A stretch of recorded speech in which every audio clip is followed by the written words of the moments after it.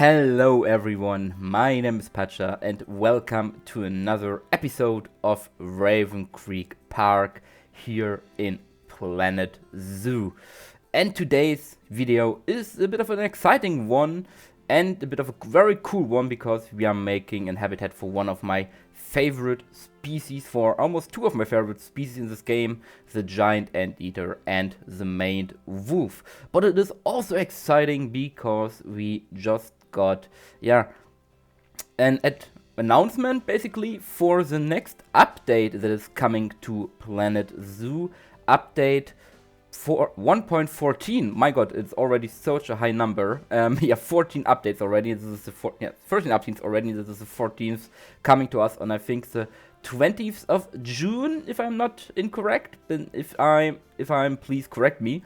And just as a clarification, so far I don't know anything about a DLC or what animals could be in this DLC. I know there will be a live stream later today, a special live stream, or it was already when you're watching this video. There was a live stream on Monday, but at the moment I'm recording this here, this live stream hasn't been published, or this live stream didn't happen so far, so I don't know anything about a potential DLC. But of course we know there is a big update coming, so we know there is a DLC coming. Right, but before we talk about all that is coming to us in this new update, we talk about, of course, what we are doing today and what we are building today. And if you have already seen in the beginning, we placed this amazing truck, this amazing car. You can see it shot briefly there in the background. This wonderful piece of equipment, piece of scenery was made by the amazing and talented Mr. Gecko, and he also used some pieces from the even more amazing Christy Nuns, or Mrs. Haribo as she is now called. Both a big thank you to both of them. They did an amazing job. I don't know yet if Mr. Gecko will put that truck on the workshop. If he does, you can download it for yourself, and I will post the link under this video. I will update the link under this video. But yeah, I asked him to make this truck for me. So this was made specifically for me because the inspiration for this habitat also has this amazing truck with a viewing point inside, so that you can go into the habitat to view the animals. He changed this a little bit up, and he made it so that the animals can come into the truck and have a little bit of a rest there. Of course, they are still separated by a glass viewing window from the guests, but he managed to make this truck traversable for the animals. I don't know how he did it, because both of these animals have a rather big hitbox actually. So all props to him, big thank you to him. And if you haven't already, check their stuff out on the workshop if they are public. I know for Christinans it is public. For Mr. Gecko I don't know yet, but maybe he will comment something under this video and telling me if it's public or if it's gonna be public. But yeah, we are building a habitat for the maned wolf and the giant anteater, and as you maybe have already seen in the beginning of the video, this looks very much different from the llama habitat we did last week because it is very much more lush, more green, more overgrown. And this is something I wanted to reflect, because these two animals are, of course, not herbivores. Maned wolf a little bit more than the anteater, but they, of course, don't eat grass. So this habitat would have more plants in it, more natural vegetation than the one from the llama, who, of course, would eat all the plants. And I also made some path trails into the grass where the animals would walk mostly, and I can recommend doing that if you are building a habitat and you want to do a little bit more realism.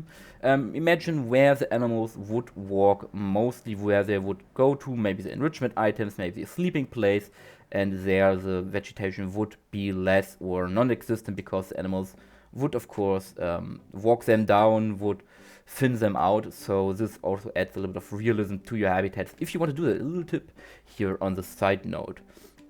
But yeah, while we are building this habitat in the background, you can see me placing the rocks and everything. We also have to talk about, of course, about update 1.13. Again, I don't know anything about the DLC or the live stream, so this is only about the update. We are getting, it's a smaller update compared to previous ones. or some ones in the past, but we are getting still some amazing additions. One of the things, the biggest and most exciting for me is that we now have FlexiColor for staff uniforms. You heard that right. We can now change the colors of our uniforms, of our keepers, of our janitors, our doctors, or vets and security personnel and so on. We can now change these colors, I think individually also, but also in groups, so all keepers have the same color or all veterinarians have the same color, but I think we can also change them for each person.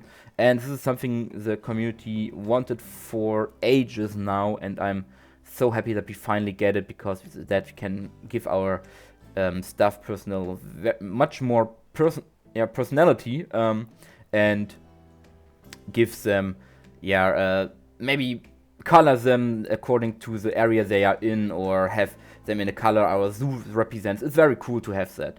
The next thing sounds first a little bit odd, but it's still really cool, is we get a new behavior for animals, which is the spitting behavior for, I think, our backtrain camels and our llamas so far. But of course, this could also hint at a new animal that uses this behavior in a potential DLC. My guess would be on a dromedary camel or another llama relative like a vicuna or guanaco, but most likely will be the dromedary camel, because we are waiting for this animal a very long time now. So the animals will now spit at the guests, or try to spit at the guests through the fences and even against the glass. And this is something I think most of us have at least happened once to them, that they got spit by a llama or anything like that, or an alpaca, and it's really cool. It gives this place a little bit more, or gives the zoo a bit more life to it, a bit more movement when we have such new animal behaviors, and I'm really looking forward to that. The last two, as I said, it's not a big update. The last two are what the community now calls the YouTuber update, are very much things that are useful if you're making videos or anything like that. We're getting two new modes for our camera, the scenic camera mode and the cinematic route editor, where we can basically program pre-made routes for the camera to fly through, having it spin, zoom out, turn around, and such like that. Really have to look into that, how it works once we get it. It's not something I think for the general public, but I think some people will still play around with it to make some cool shots of their zoos, maybe even start YouTube because of that. But I think for us content creators, this is definitely something that is very much coming in handy for as I see intros or intro cinematics or outros and such like things like that, to showcase our builds and our creations even in a better light. As I said, I have to look into that, how that everything works, but you can be sure once the DLC, once the update is live on the 20th of June, I will have an information video up for you out where I explain all the new stuff and changes to the game. And as you can see, we are now building the trails at the moment around here, and you can also see I tried to build myself a fake plant, namely the Pampas grass that is very common in the Pampas, which of course is the biome we are trying to represent here with these two animals. And I tried by hand to do that. I'm not 100% convinced yet. I think they look fine. I still wish Frontier would give us the real plant, would also save a lot of pieces. But Pampas without Pampas grass they are like an Arctic without ice. It doesn't fit really together. But yeah, I will now leave you with the rest of the video with some music, and maybe before this video even goes live, we already know about what the DLC will bring us if you get a DLC, and what animals will be in this DLC. So I'm sure I will also have an info video about that out then. And yeah, you can tell me in the comments if I was right or wrong with the dromedary camel.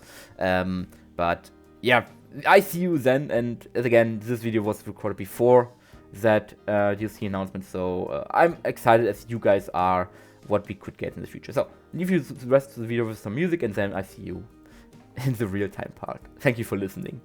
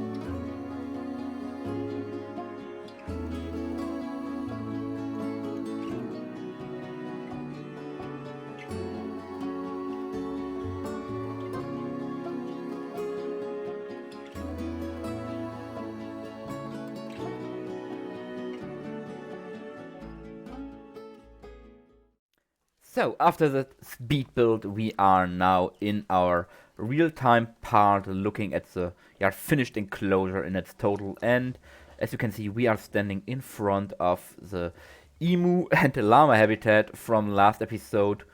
And if we then turn to our left, we can already spot something new in the back here that you also already saw in the video and where we spoke about in the video. And don't mind these blank walls at the moment, they will be filled with educational stuff and information as time comes. I just didn't have the time for that now, but on our first stop we have, of course, the amazing truck that was made by Mr. Gecko, and I had to make this little plaque here with the imaginary Gecko Construction Company and then fake email address, so as if they would have provided us with the truck in this Zeus world, reality, whatever.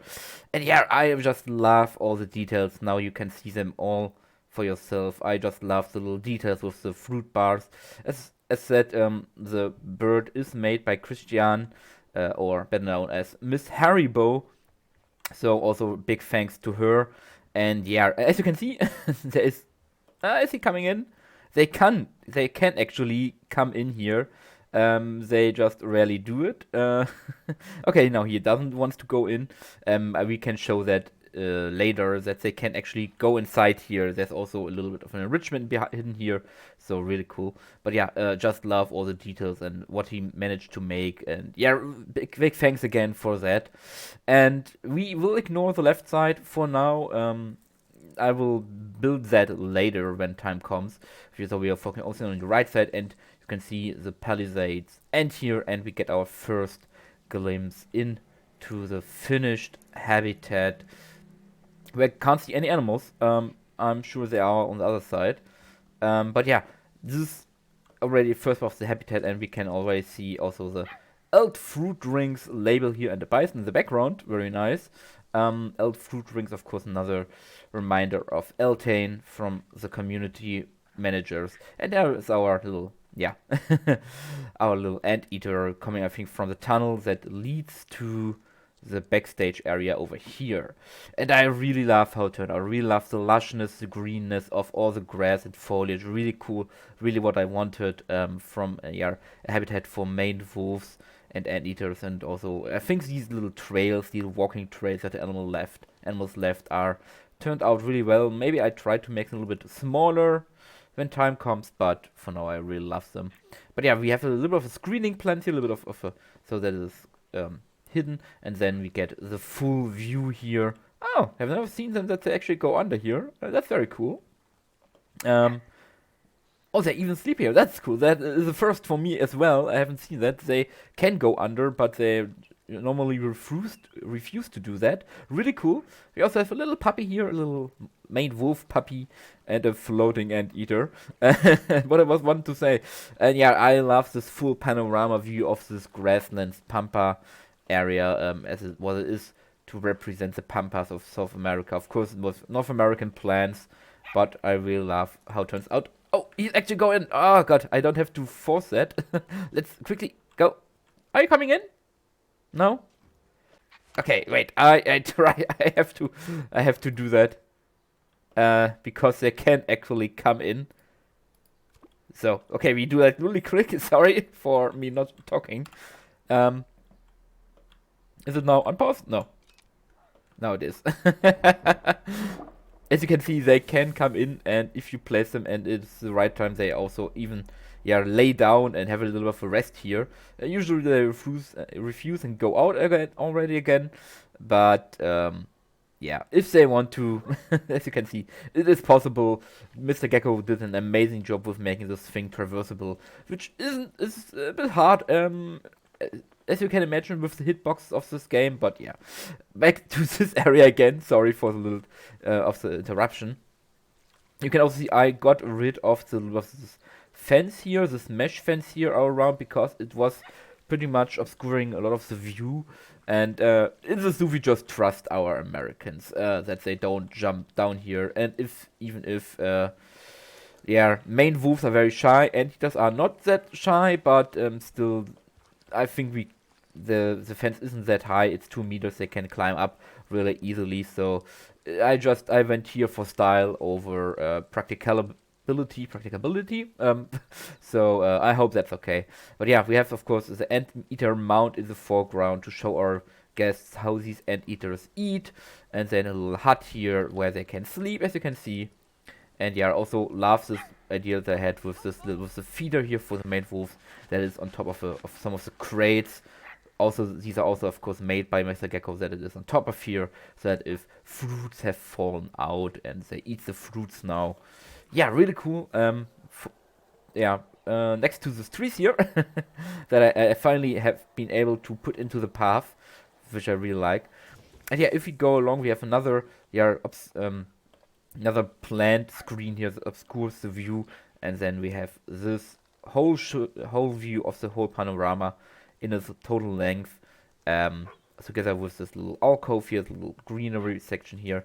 And you have to tell me if my imaginary Pampas grass turned out well. I still wish we get the real Pampas grass as a plant in this game at some point, but for now I think it does the job. You have to tell me if it's good or if it's not, but I like it how it is at the moment. But yeah, really happy how the whole habitat turned out, really like it, and also nice contrast to the more dirty and sandy llama enclosure, because of course we don't have animals in here that eat plants, or at least not to that extent. And yeah, I hope you enjoyed this episode again. Next time we will be focusing on the big one over here. You can already see what the main protagonist of this habitat will be. The big Pantanal exhibit over here. Really also looking forward to that with lots of water and stuff. And then we only really have to do, not only, but I say what we have to do, the monkey enclosure and the indoor area here for the sloths. So we're coming along quite nicely. And yeah, I hope you enjoyed this episode. If so, maybe consider giving this video a like. And if you feel especially happy, maybe even a subscribe to the channel. Doesn't cost you anything. And we are getting more and more until we reach 1,000 subscribers, and you can help to achieve that. So thank you everyone for supporting me and for watching these videos. I wish you a great time. Stay safe, and bye bye everyone.